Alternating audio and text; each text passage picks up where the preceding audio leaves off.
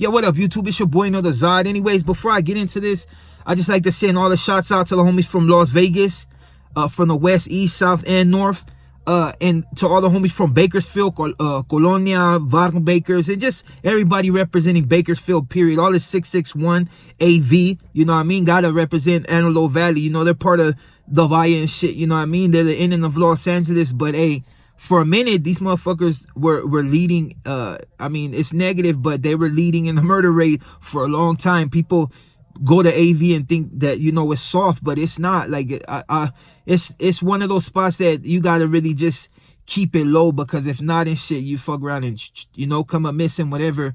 But that's besides the point. Like I said, shouts out to all them from AV, Bakersfield, all the 661, 818, 213, 310s. And, you know, just anybody I miss, y'all sabes. But anyway, I just wanted to get into one thing. And this shit has been most prevalent amongst anything.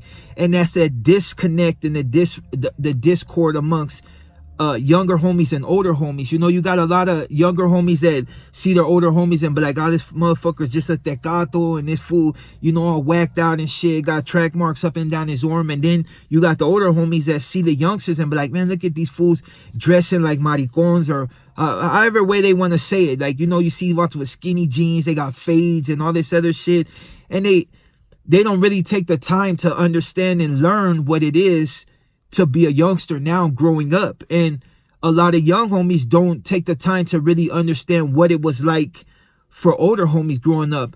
I'm just gonna tell you like this: prison has changed, you know what I mean? And for the most part, a lot of homies, if you weren't like in Salinas Valley and Calipad and a lot of these other prisons that were just rocking like a motherfucker, you really didn't get the real aspects of prison. Like, you didn't get that raw welcome to prison. For the most part, prison is a lot calmer now. I mean, you still got, you know, shit that goes on, and, you know, you got like little wars here and there, but it's nothing compared to like the 80s and the 70s when motherfuckers are just slicing throats and all this shit. Like, they were really back then taking win, you know what I mean? It's like, that's when it wasn't inmates, it was convicts, you know. So, and that was before me, and I'm 40, so just imagine, you know what I mean? But what the younger homies got to understand is a lot of these boxers that get out of jail, they kind of got this PTSD. Like, a lot of, oh, you can't have PTSD because that's for the war. No. Well, if you see motherfuckers getting thrown off the tier, if you see motherfuckers get their throats slid, you seeing wars where motherfuckers are getting blasted left and right, that shit, no matter how hard you are or how hardened your soul is, you still get affected by that shit. It's just the way it is. Like me, when I was busted, I seen a lot of fucked up shit, but I adapted to it. But just imagine if I was back in the days where they were really just fucking putting that shit down. I'm talking about when the righteous were on the yard, you know what I mean? It's like, you got a lot of homies that couldn't hang with it back then when certain lots were on the yard, you know what I mean? So when it came to us, it's like, fuck, you know, that's why motherfuckers think different. That's why some homies have to indulge in getting high, some overindulge, you know what I mean? It's a lot of them have mental issues that they got to deal with because they've seen a lot more than a lot of the younger homies are seeing now. And that's a good thing. It's a good thing, because I could just imagine me going to prison back in the days. It probably would have been a lot worse, and who knows, probably would have ended up dead. The homie's brother, he's a black fool, he got thrown over the tier, you know what I mean? But he chose. They asked him and he chose, you know what I mean? I'm gonna run with this, and, you know, the blast threw him over the tier. But that's just, you know, that's just the way it is, you know what I mean? But so I can just imagine, like, I got a crash course of prison, but I didn't get it like that. And there's certain prisons that are a lot harder than others. You just got to be, I guess, thank God that you didn't go to them. You know what I mean? Salinas Valley, when I was busted, that shit was rocky so hard that a lot of motherfuckers were trying to avoid that prison. And I was trying to go there. But for some reason, I went to other prisons, Calipad and shit. And Calipad was rocking, but, you know, Salinas Valley was like really getting off. And that's not to glorify prison. I'm just trying to give you an idea of why certain older homies have a problem coping with not only prison, but the outside. They've seen wars. So, and those are the same ones that, you know, mostly try to tell you to stay out because they see how it's going. They see how shit is, and they see that it's so easy for you to get caught up. And a lot of younger homies don't understand that until they actually go there, see it. And only a few things happen. Either they get lost mentally by, you know what I mean, seeing the shit that's going on around them, become tecates, get hooked on drugs. You know, are you hanging around the wrong motherfuckers, you get washed up or you PC up. That's the only thing really happening. Now, the older homies got to also understand that in their times, like, look at, I came from the 80s into the 90s. And in that time, it was the worst gangbanging ever. Like, ever. Motherfuckers are getting slumped. 80 this, all the way until like 95, motherfuckers are getting slumped, laid out. So, our mentality is a lot different than our older homies. And, see, I came to the realization early that my younger homies were going to be nothing like me. In fact, they do shit a lot different. They dress a lot different. They see things a lot different. And for the most part, as an older homie, I have to understand that they're not going to be like me. They're not. Cholo is out. Like, nobody is really a cholo anymore. And if they are, it's like they're holding on to the old ways, like me. But I can't expect the younger homies to adhere to certain rules. You know what I mean? They're them. They grew up in a different time, and their gangbanging is a lot different. You know what I mean? So I guess that's where the discord is. You know, in order for homies to really get that, to bridge that gap, we got to meet each other halfway. It's like, look, and understand that some younger homies are going to talk a certain way, act a certain way, but at the end of the day, still riding for the same cause. You know what I mean?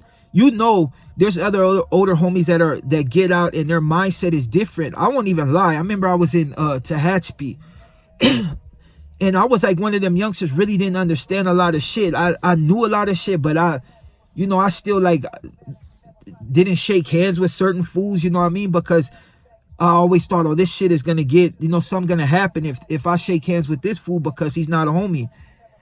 And then I seen like the shit like trip me out. I seen a homie, I think from 18, hug some black fool, and I was like, what the like really like tripped me out. Like I didn't understand it. Then I come to find out, even though they shouldn't have did it, they were in a shoot together. You know what I mean? And even though they were on the opposite side of the tracks, it was just that mutual respect there. So, and not to say that you should go and do that. I'm just saying that this is how they did it. You know what I mean? And nobody said shit. You know, I'm sure there was camaradas that if they want to press the issue, whatever. But for the most part, they left that alone. It was like, okay, mutual respect amongst them two. They were good. You know what I mean? And it wasn't all like, but it's like it's that mutual respect there. And I was like kind of shocked by that shit, you know? I thought, oh, for sure, this fool's going to get moved on. And nah, but nothing like that happened. You know what I mean? And it was just that mutual respect. I don't only consider, homies to be my OGs. Like I had dudes from like Crips and Bloods that I consider my OGs. We may run two different things, but they were still older.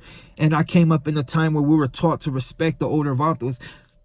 But don't get me wrong. I'm not saying to listen to everything an older cat says, because some will lead you wrong. I've seen it a million times. And these are the same vatos that cuff it up and then talking shit from the other side of the fence, calling you what they used to be. You know what I mean? Like, and just really disrespectful. I had a homie myself that, that come to find out, he checked in and he was just disrespecting the homies on the other side of the fence. But that's a whole different story entirely. You know what I mean? I'm not going to even get into that. I'm just going to say, we need to learn how to bridge these gaps. I already know, I'm good with my younger homies because I understand where they're coming from, and my younger homies are good with me because they know where I'm coming from. I came from an era when it was cracking and not even at its hardest.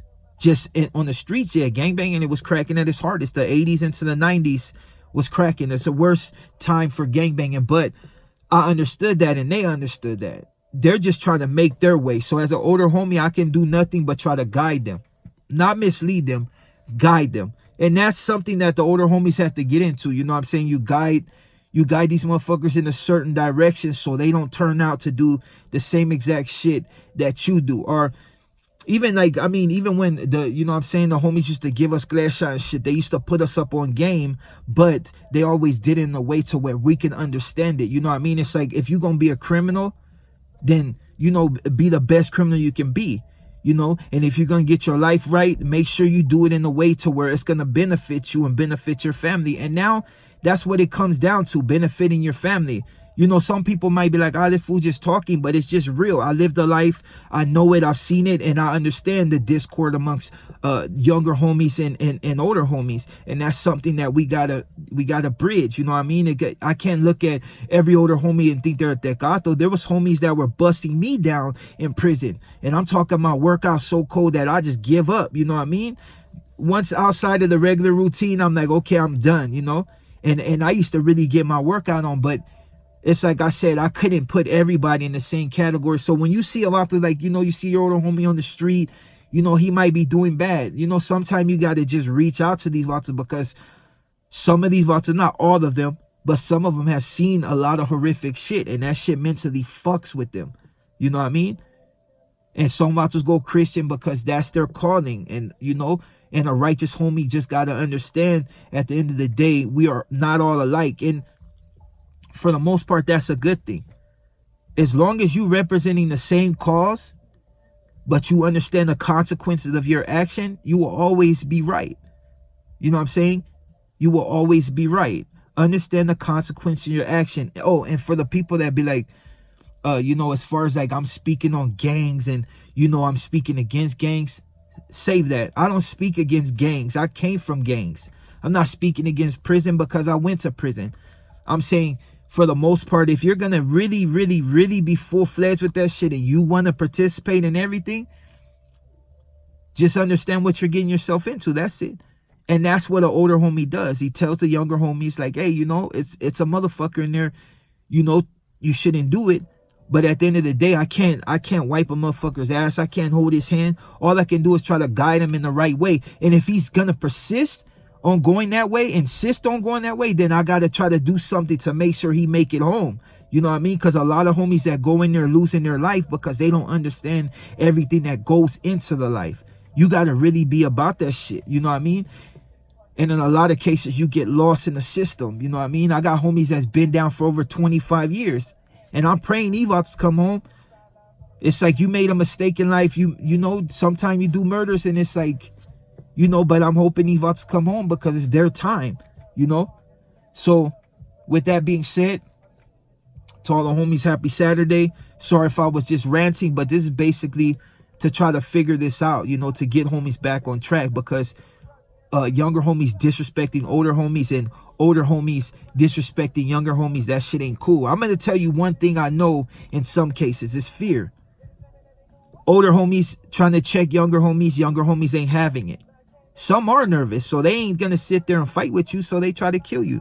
And the same, there's a lot of older homies that, you know, when I was like, you know, really pumped up and shit, you know, I had older homies that be like, hey, Black, I wouldn't even fight you, I just kill you. And that's just, it's fear, you know what I mean? And it's like, what can you 40, 60 something, you gonna be fighting some 18-year-old, you're gonna lose that fight. You know, you might whip him, but how many motherfuckers can you whoop at that age? You know what I mean? It's like, so you gotta understand, it's a lack of understanding and in some sense of fear, you know, and a lot of it ain't, and some of it's not even fear what you do to him, it's the fear that he'll have to kill you, you know what I mean, in order to get you to see it his way. It's like, if I'm 60 and you fucking 15 and you want to fight me and I'm, you know, it's like, hey, dude, I'm not gonna pussy out, you know what I mean, but you just gotta understand, dude, like at a certain age, motherfuckers are really not trying to fight you. If they don't want to fight you or they ain't really tripping off, you shouldn't push that line, you know. And if you push that line, then you know what comes with its consequences.